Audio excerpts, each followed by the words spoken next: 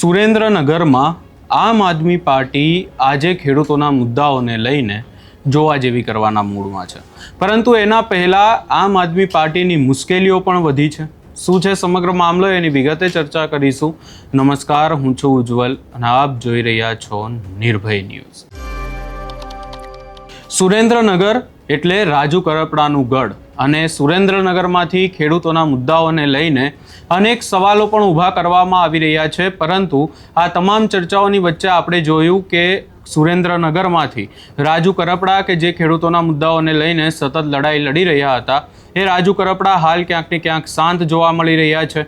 બીજી તરફ જે ધારાસભ્ય છે પ્રકાશ વરમોરા, તેમના દ્વારા ખેડૂતોની એક મુલાકાત ગાંધીનગરમાં કૃષિમંત્રી જીતુ વાઘાણી અને જે ઉર્જા મંત્રી ઋષિકેશ પટેલ છે એમની સાથે ખેડૂતોની મુલાકાત પણ કરાવવામાં આવી, પરંતુ હજી સુધી ખેડૂતોના પ્રશ્નોનું કોઈ નિરાકરણ નથી આવી રહ્યું.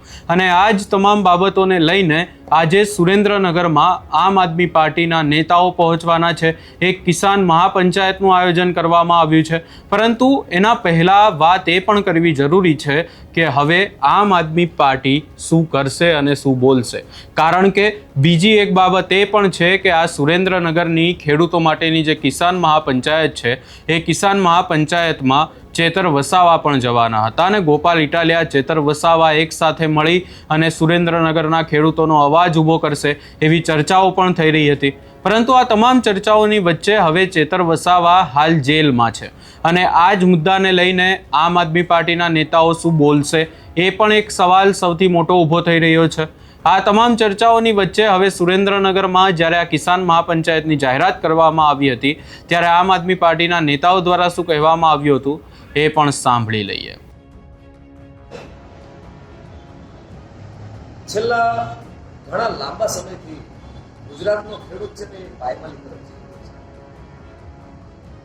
આ વખતની ચૂંટણી પત્યા પછી તરત જ કોઈ પણ જાતનું વળતર ચૂકવ્યા વગર ખાનગી વીજ કંપનીઓ જે રીતે ખેડૂતોને ભાડુથી પોલીસના સહારે ખેડૂતોના ખેતરમાં જે રીતે તાળાઓ તોડીને, જે રીતે તાડની વાડ તોડીને અને મસ્ત મોટા મશીનરી લઈ અને ખેડૂતને પોતાના ખેતરમાંથી બહાર કાઢી અને આશરે 70 થી 105 મીટરના લાંબા પોલનું ખોદકામ કરી અને એના પાયો બનાવવાનું જે ચાલુ કરી દીધું, એક પણ જાતનું વળતર ચૂકવ્યા વગર Halvad Vataman high tension line ખાનગી કંપનીઓ જે ઇરેક્શન કરી રહી છે, 765 kV ની લાઈન છે, જે લાઈન નીચે ઉભા રહો તો રેડિયેશન એટલું આવે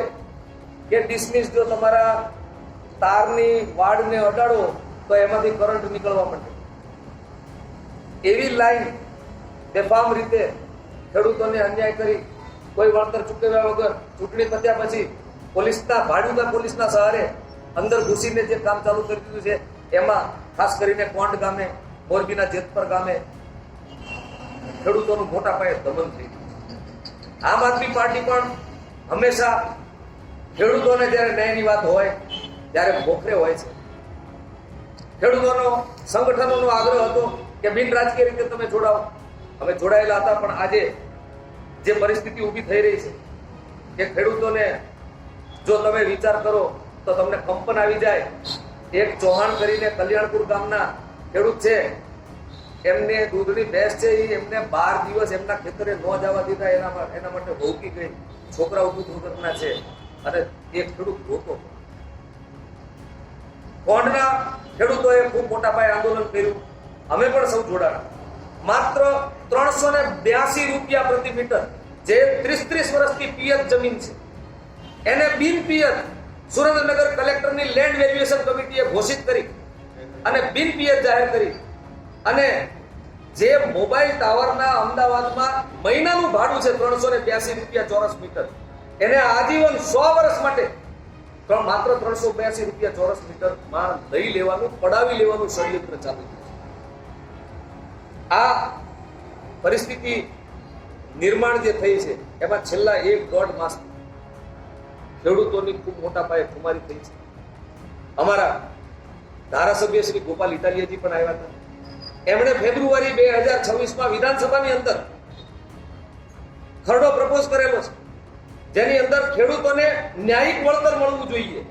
એના અનુસંધાને માન્ય મુખ્યમંત્રીને અમારા પ્રદેશ પ્રમુખ ઈસુદાન ગઢવીજીએ જે કાગળ લખ્યો છે અને અમારા મહુડી મુખ્યમંત્રીશ્રીને મળવા ગયા ત્યારે રાજ્ય સ્તરે એની મુખ્ય વાત એ હતી કે રાજ્ય સ્તરમાં વળતરની સમિતિનું ગઠન કરવું જોઈએ, જેની અંદર નિવૃત્ત જજ હોવા જોઈએ, ખેડૂતના પ્રતિનિધિઓ હોવા જોઈએ, ઉચ્ચ સ્તરીય અધિકારીઓ હોવા જોઈએ, એનજીઓ હોવા જોઈએ.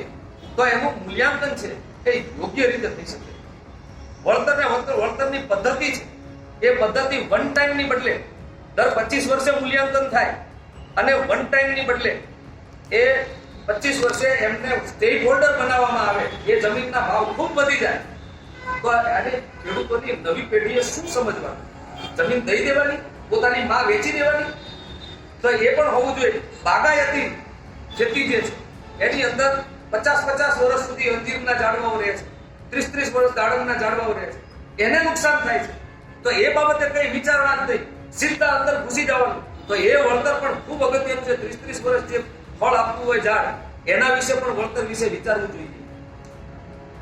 નીતિમાં પોલની ડિઝાઇન અને એની સુરક્ષાની જે પરિસ્થિતિ છે કે જે સંતાનો ખેતી કરવા આગળ જતા જશે આવતા 100 વર્ષ સુધી, એ સંતાનોને પણ રેડિયેશન લાગશે, કેન્સરના પ્રમાણ વધશે. તો પ્રત્યક્ષ તો તમે વળતર આપો છો, પણ પરોક્ષ રીતે એની સુરક્ષાનું વિચારવું પડશે, જેના વિશે કોઈ નીતિની કોઈ વાત જ નથી. અકસ્માતને જાનહાનિ થાય તો એના વિશે શું કરવું વિચારવું છે. પ્રોજેક્ટ અંગે સંપૂર્ણ માહિતી છે એ જાહેર કરવી જોઈએ અને ખેડૂતોને અપફ્રન્ટ પહેલા એક વળતરનો ભાગ પહેલા ચૂકવીને પછી જ ખેતરમાં જવું જોઈએ. આ બધા મુદ્દાઓ નહીં અને અમારું હાઈ લેવલ ડેલિગેશન આમ આદમી પાર્ટી